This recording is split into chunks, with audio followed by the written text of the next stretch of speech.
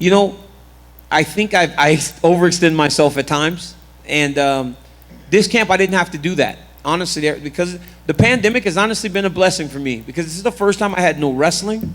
I called no fights.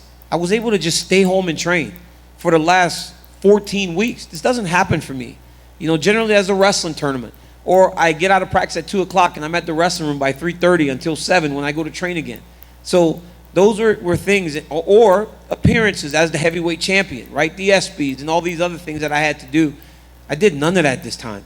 I stayed home and I trained, and my wife about killed me because I was just a log. I would train, I would lay down and sleep, play video games, and I would train again. And she's like, are you a college kid? Like, when are you going to grow up? I'm like, no, I'm getting ready for the most important fight of my career.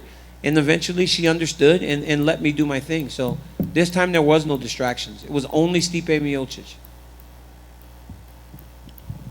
I mean, yeah, nothing changed for me. I'm pretty selfish as it is, so I was worried about myself, you know, joking. I worked at the fire station, you know, nothing really changed though. I was actually pretty lucky. The city I worked for, the citizens were really smart, kept to themselves, didn't, you know, get overexposed. So we only had a few COVID calls, but yeah, I mean, nothing really changed. It was, and like training at home, like the one thing I did not want to do was train at home.